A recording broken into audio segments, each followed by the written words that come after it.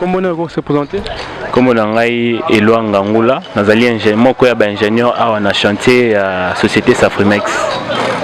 Ah, tu as tonton Eba? Nous allons justement à l'avenue Kikwit, avenue Outi, depuis deuxième porte à Fékin, qui croisement à avenue Elengesa na Makala. Nous sommes les gars? Oui, mais ça les olika bien, mais toujours besoin de la image, mais besoin projeter à chaque fois. Ça les olika bien, voilà, c'est ce que je peux dire, mais ça les olika bien. La difficulté, nous avons côté dans Moussala. Bon, toujours, n'ayez tout le bac. Misala, tout ça, la difficulté, manque à rater. La difficulté, d'abord, population, tout c'est d'abord population, va accompagner projet Oyo. Parce que Bangonde, Bazali va bénéficier du projet. Ils doivent accompagner cela. Parce que à niveau d'abord, assainissement, la population a l'habitude de boire des déchets dans le niveau, projet non facilité. Ils ont boire des déchets dans le niveau, ils ont des difficultés. Donc, tant que aussi ça projet, tout le monde a curage. Donc, c'est un peu la population va accompagner dans ce sens. Mais ceux qui régissent des zones SNP, c'est le moins qu'on bon, c'est vrai que SNEL n'a régi des eaux basali partenaire où tous travaillent dans Bango. À chaque fois où on a des difficultés, tant que tu as buté, soit na que pour tout le monde il faut long pour que tout ça à niveau. Tu peux bien SNEL à quoi intervenir. N'attends aux que soit ceux qui en gèrent banaï que ça la tio et toboki, tu peux bien régi des eaux à ça la musala. Les basali partenaire intervenir au moment voulu. Ceux qui sont là pour ça na Bango intervenir comme il se doit. Mais durant Moussala, il y a combien de mois? Bon, le projet Bandaki en septembre 2020, c'était prévu pour une année, mais il y a eu des aléas à chantier en raté. Il y a que nos projets allaient un peu rallonger. Donc nous espérons bien que très bientôt le projet prendra fin pour que la population bénéficie d'un projet au Izaki à Bango. Mais il n'y a pas eu de détournement et le fonds, le budget, ça va? Bon, en tout cas, nous ne sommes pas dans ça. Moi, je suis... Posez-moi d'abord les questions sur le chantier. Ça, je vais vous répondre sur le plan financement et tout. Vraiment, ça, j'ai... Vous ne le gérez pas ça? Bon, moi, je ne gère pas les finances. Je suis à l'œuvre sur les chantiers. Voilà ce que je peux vous dire. Ici, vous contrôlez les travaux, vous faites quoi? En tant qu'ingénieur, vous êtes basé sur quoi? En tant qu'ingénieur, il y a des ingénieurs, il y a des topographes, il y a des ingénieurs BTP. Voilà, moi je suis ingénieur BTP, bien que je suis les travaux d'assainissement, c'est-à-dire la construction et la caniveau, et puis nous avons la maîtrise, c'est-à-dire quantification et puis facturation et un projet. Voilà un peu. Je suis dans ça. Obi et Bandi depuis changer, oui, et Bandi deuxième porte à Fékin, ti et Kosuka na croisement à avenue Elengesa. Avenue Elengesa pèse un projet déjà les autres salles Bandi comme ça les salles, bisoto okutanana bango pour que partie eau ils à la désenclaver, voilà un peu. Merci mon amour. Merci Ndeko.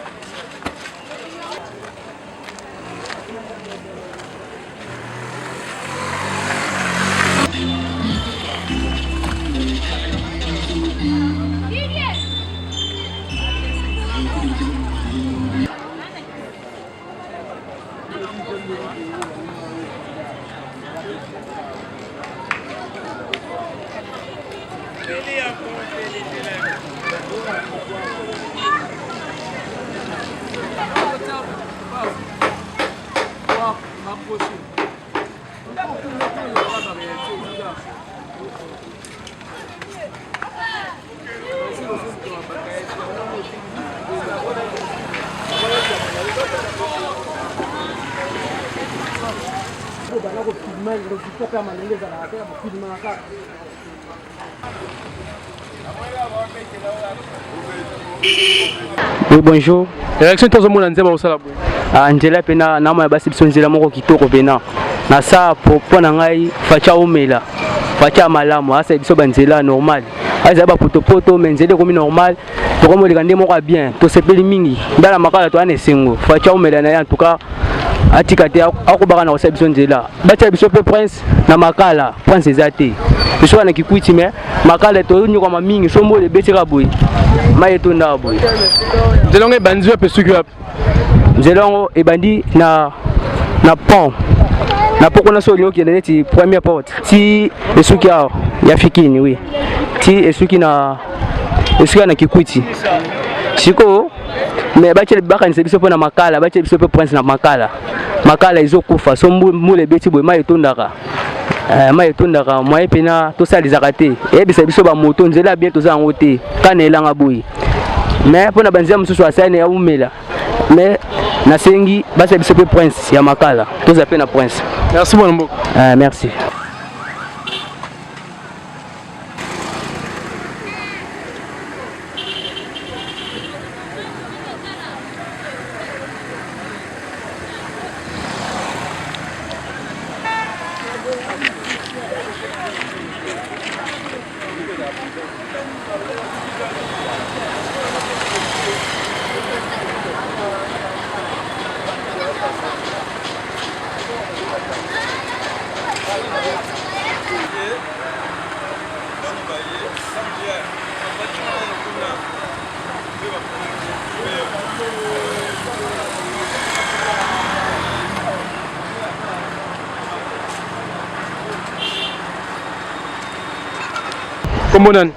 Comment on a mis Aimé Chitenge Congolo. Réaction ni papa tout le monde ne sait pas où ça la papa oui bien en Mboka nzele ezaka développement en Mboka pour ça nzele za bien commerce ça ma malam ba transport ça ma malam ba to la koleka eza initiative moko ya bien o biso peto CP nango soki akoba boya bonza so ba nzela Mboka nyonso za malam min koleka nzela banzi pe sucre pe peke balobi nzela ebandi banda na deuxième porte ya Fikine eza kokita ti ekoleka elengeza et mati na 24 loka basi babandaki dia na deuxième porte ya Fikine tosepela mingi bakoba ekozala malamu mingi koleka donc nzela bandi de deuxième porte ya Fikine ti mati na 24 ezokende ti 24 puisque pour le moment baza nanu na frontière ekaboli commune ya Kalam na commune ya Makala yango bazosala nanu. Mais tout le monde dit que comment même sous boucan réaction c'est pas pour mais normalement tant que nous sommes le pan on a bah 5 mètres na prince alors on va respecter que on va le bail que non en boca l'état à la raté alors tant que l'état a joué responsabilité à main et ça on ne faut pas subir et ça bongo alors et ça un problème ça te bango fallait pas à la maille parce que l'état bail tant on a teke bango le pan on a long ya nzela munene c'est que 5 mètres nde faut banda kotonga donc na ba déborder qui ba comité na place où l'état a tiré bango l'état du responsabilité bango ne faut pas subir on ne faut pas subir ça bon c'est ne repose pas on va soumis le pango concernant pas on va soumis le pango tant on somme le pango na long ya route ya munene nzela munene sengeli otonga ndaku na 5 mètres otika nzela pendant 5 mètres distance à 5 mètres pour tonga le pango et ça pour na bongo. Merci comme on a nu pe pesi na mbote comme on a comme on a aimé Chitenge Congolo na pesi moi na nga peta onja na ba na nga mbote mingi na linga bango mingi.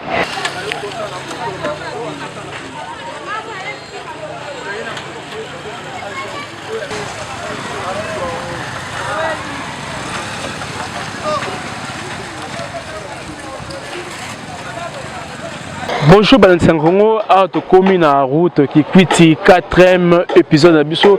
Tous en a rapport qui quitte aussi et autres na partie échangère à partir des imports échangères si et même si on a rapport dans le lot décidé que koya ko zoa image de makambo ozo les carottes qui quitte ba musula le binzela o de pe bandi et vous mêlez évolution de musa biti msali ça mais on bismo to kita qui le sur le terrain cause pesa bien bilili yanzela qui quitte donc bon ça ba réaction à batou ya mort na moko et bilili donc télévision ça radio te pour tout le bagage sur mon image pour mon image le mot d'un peu musa ça donc tous appels ba réaction ba komani donc j'ai mis la caméra to leki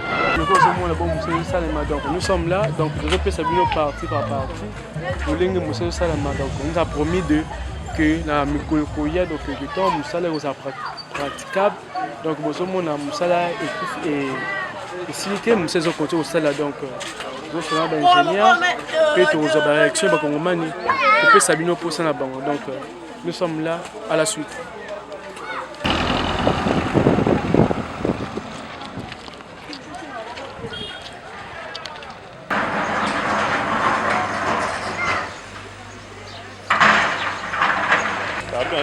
Oui. Monsieur Gims. Vous êtes bateau ça. À toi on a venu qui quitte entre Makala, Kalamu, Nangaba Mombele. Réaction de tout le monde en disant au salam aboué. Bon réaction na biso nzele ça moi premièrement notre CPL pour ça qui projet auto démarraté. Pour biso tous ça ba habitat ya avenue auto botami na avenue. Mais comment na ba nzelande yebwe facilité biso marombele mais ça biso pena bien makasi. To CPL na o mokonza mboka wa sala mais marambo ezebele za nzela te faut soutenir biso na marambo ebele. Na nzela to tina biso OK mais très na ba activité musufu eto. Neti posa na ngeta ke citoyen congolais posa na ngeza premièrement na nous photos ala na respect na biso mona ba citoyen de do vivre abo o ezala ngo prince to lia prince te mais ndeto abongo il faut tous amisala o permettre biso to sala bien poto lia pe bien to tamba na prince sango bien premièrement vie sociale na biso to tamba le quoi to sabe étranger et comment to la telo comment boye o ba pekisi kaka fa kanga mbangu mais ko bomisa mboka na biso moko ba sala ngote mais na préféré pe ko lancer un message moko e ba bato bazali kolo na biso ba ko misara makambo tie pa biso ba peuple to bénéficier de l'autre côté to lia point cité ça bien pour na avenir to pour na nzela mais pour na biso moko na nous vie na biso ça bien te pour to lia ngote il faut ba que la biso méthode nini auto ko vivre peu bien toi ba congolais quand même bon ba boki ba pango réaction ça ni boni ba pango na bino vous appelez moi na fini ko buka na bon premièrement na moi na venu ba bi l'état ba yibaka été so tali bien mon tutu au mieux ne kwei ebele baza ba victime ebele pe baza ba victime te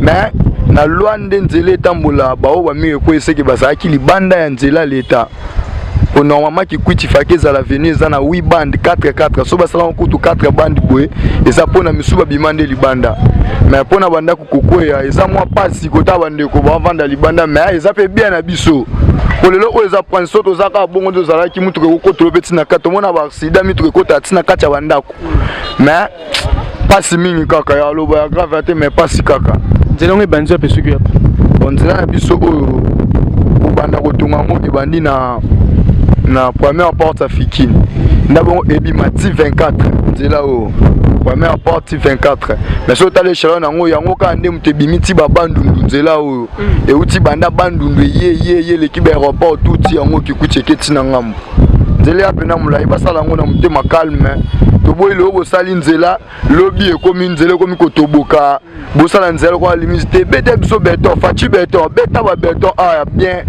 et soutenir biso tambola kitoko nzela za mulai basala ngo bien bo mona ba valeur pe ba importance nzela o est-ce que nzela ngo na ko sala ngo umeli ou bien évoluer au sala la musala malamu tant que komanda bozo mona bon musala ekende nango na ilanga o mais babanda musala lelo te yango to senga ba sala vite possible et si là boso batika ngo botito bana ba mbula po umeli pe quand même umeli ndambo projet qui ne peut pas 3 ans bana bana otumula bana likolo mais ba 6 so batiki boye to kodinda makasi to dindaka déjà so batiki biso boye kodinda basala ngombango basala teka eloko ezelanga basala tina mbula po nzeleza na mbula ina ba sisite basala pena so batiki boye pasi makasi pasi pena merci mon amour merci de quoi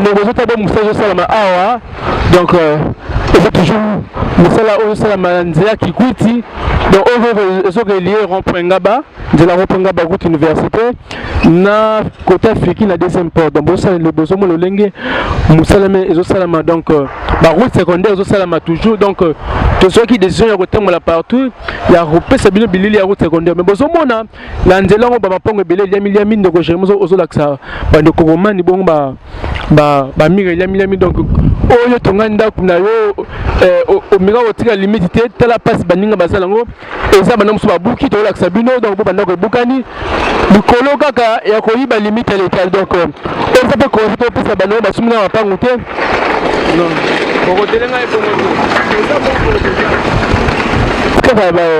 ezaki respecté te ndeko jérémie ozume donc limite qui respecte awa bakomosanga espace okotia lokolo ya mpe bimela mpe parce que l'état ezaka l'état donc ezomona mposa bima liboso lopango eza te mpe l'état azwi nzela na ye asali donc c'est vrai conseil ezopesa bato oyo bayibaka nzela l'état kaka azalaka l'état so ata lani ete sukasuka okoregrete donc bomoi bandoko ebele ebukani mpe tozwa keke réaction ya bakongomani merci beaucoup donc bozomona bo bandako ebukani bukani likolo bakoka korespecte limite te oyo leta pesa bango donc ozomona bandako ezobukana mpona nzela efungama mpona bakongomani nyonso baza facilité ya kose déplace na kati ya ville ya kitisa donc tozotambola mpe tokozwa baréaction liboso merci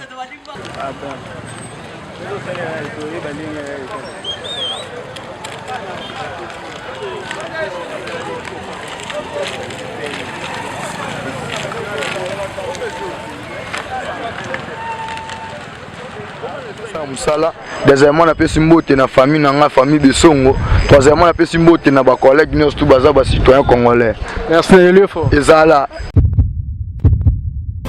Eshima, votre magazine qui bat au rythme de l'actualité. Une réponse à vos besoins en information, un éclairage dans divers domaines. Impartial, documenté, instructif. Eshima au cœur de l'info. Retrouvez la nouvelle édition. Le service national de la RDC, une seconde chance pour les Kuluna. Le commandant du service national, le général-major Jean-Pierre Kassongo Kabouik, est en passe de réussir le plus difficile. La conversion des délinquants juvéniles appelés Kuluna en bâtisseurs de la République. Jean-Pierre Kassongo Kabouik a réalisé des avancées notables à la tête de ce service qu'il occupe depuis juillet 2018. Ce jeune délinquant, presque indomptable dans les rues de Kinshasa, ont finalement été maîtrisés au centre pilote de Kanyama KCC.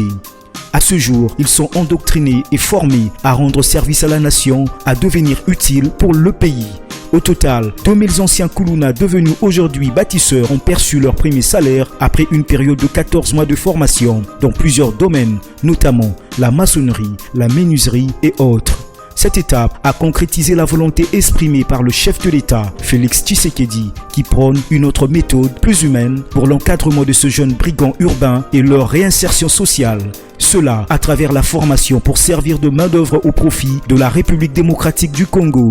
Dans un long entretien accordé à Eshima Magazine, le général-major Jean-Pierre Kassongo Kabouik explique le retour 4 ans après de la production agricole à Kanyama KCC.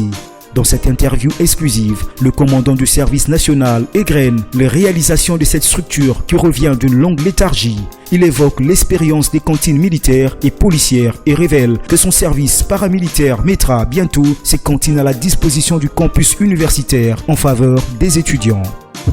Focus. L'équipe Mwakadi fait exploser le compteur. La DGI dépasse 200% des recettes fiscales au mois d'avril 2022, soit le triple réalisé en avril 2021. Une performance historique jamais réalisée au sein de cette régie financière. À lire également, les FARDC progressent de 5 places au monde selon le classement établi par Global Power. Analyse de l'état de siège décrété depuis 1 an dans les provinces de l'Ituri et du Nord Kivu. Découvrez également plusieurs autres sujets à lire dans ce nouveau numéro. Retrouvez l'intégralité du magazine Eshima dans les kiosques. Eshima Magazine, un nouveau standard d'information.